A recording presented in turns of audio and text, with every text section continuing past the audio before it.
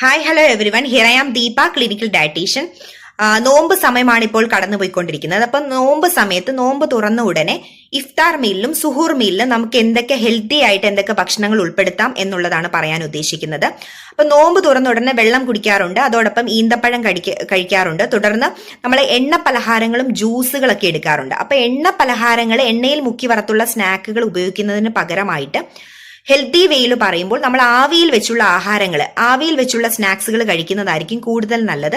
അതോടൊപ്പം ജ്യൂസുകൾ കഴിക്കുന്നതിന് പകരമായിട്ട് നമ്മൾ cut fruits and vegetables, fruits ധാരാളമായിട്ട് പല വിധത്തിലുള്ള ഫ്രൂട്ട്സുകൾ എടുക്കുമ്പോൾ അത് എല്ലാ ഫ്രൂട്ട്സിൽ നിന്നുമുള്ള ന്യൂട്രിയൻസ് നമുക്ക് കിട്ടും. സോ നമ്മൾ ഒരു ഫ്രൂട്ട് ബൗളായിട്ട് പലവിധ ഫ്രൂട്ട്സുകൾ ഉൾപ്പെടുത്തി ഒരു ഫ്രൂട്ട് ബൗളായിട്ട് കഴിക്കാനായിട്ട് ശ്രദ്ധിക്കുക.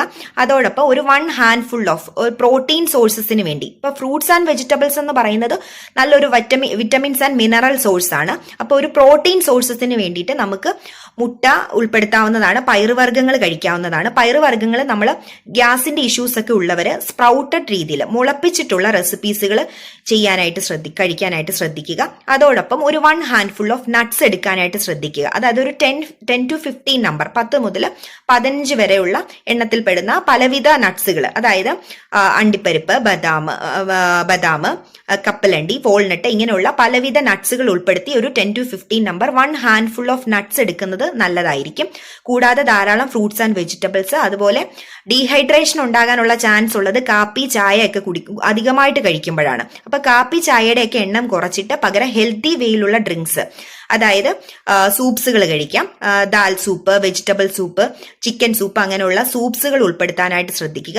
നാരങ്ങാ വെള്ളമായിട്ട് എടുക്കാവുന്നതാണ്. മധുരമൊക്കെ കൺട്രോൾ ചെയ്തിട്ട് നാരങ്ങാ വെള്ളം, ലബാന്, അങ്ങനെയുള്ള, അല്ലെങ്കിൽ ബട്ടർ മിൽക്ക്, മോരും വെള്ളം, ഇങ്ങനെയുള്ളത് നമ്മൾ ഫ്രിഡ്ജിൽ വെച്ച് ആ ഒരു തണുപ്പോടെ എടുക്കാതെ ഒരു നോർമൽ ടെമ്പറേച്ചറിൽ ഉൾപ്പെടുത്താവുന്നതാണ്. അതുപോലെ സുഹൂർ മീലിലാണെങ്കിൽ നമ്മൾ ധാരാളമായിട്ട് ഇതുപോലെ പ്രോട്ടീൻ ഫുഡുകൾ, മുട്ട, പയറുവർഗ്ഗങ്ങൾ, നട്ട്സ്, അതൊക്കെ എടുക്കാനായിട്ട് ശ്രദ്ധിക്കുക. കൂടാതെ ധാരാളം vegetables and fruits and vegetables എടുക്കുമ്പോൾ നമുക്ക് കൂടുതലും ഫൈബറുകൾ, അതുപോലെ സ്പ്രൗട്ട്സ് എടുത്താലും ധാരാളം ഫൈബറുകൾ കിട്ടും. അത് വളരെയധികം ന്യൂട്രീഷ്യസുമാണ്. അപ്പൊ അങ്ങനെയുള്ള ഒരു ഹെൽത്തി വേയിൽ നമ്മൾ പ്രോപ്പറായിട്ട് ഒന്ന് ഫോളോ ചെയ്യുകയാണെന്നുണ്ടെങ്കിൽ നമ്മൾ ഇത്രയും നേരം നമ്മൾ ഫാസ്റ്റിങ്ങിൽ ഇരുന്നതിന്റെ, അല്ലെങ്കിൽ അതിന്റെ ഒരു നോമ്പെടുത്തതിന്റെ എല്ലാ ഗുണങ്ങളും കിട്ടണമെന്നുണ്ടെങ്കിൽ നമ്മൾ ഈ ഒരു ഹെൽത്തി വേയിൽ മീൽ പ്ലാൻ ചെയ്തിട്ട് ഒരു പ്ലേറ്റ് എടുക്കുകയാണെന്നുണ്ടെങ്കിൽ അതിൽ നമ്മൾ അരിയാഹാരത്തിന്റെ അളവ് കുറച്ചിട്ട് പകരം ധാരാളം ഫ്രൂട്ട്സ് ആൻഡ് വെജിറ്റബിൾസ്, നട്ട്സ്, പയറുവർഗ്ഗങ്ങൾ, അങ്ങനെയൊക്കെ ഉൾപ്പെടുത്തി കഴിക്കുകയാണെങ്കിൽ അത് കൂടുതലും നമുക്ക് പ്രോട്ടീൻസ് പ്രൊവൈഡ് ചെയ്യാനും വളരെയധികം ന്യൂട്രീഷ്യസും ആയിരിക്കും, ഒരു വെൽ ബാലൻസ്ഡും ആയിരിക്കും.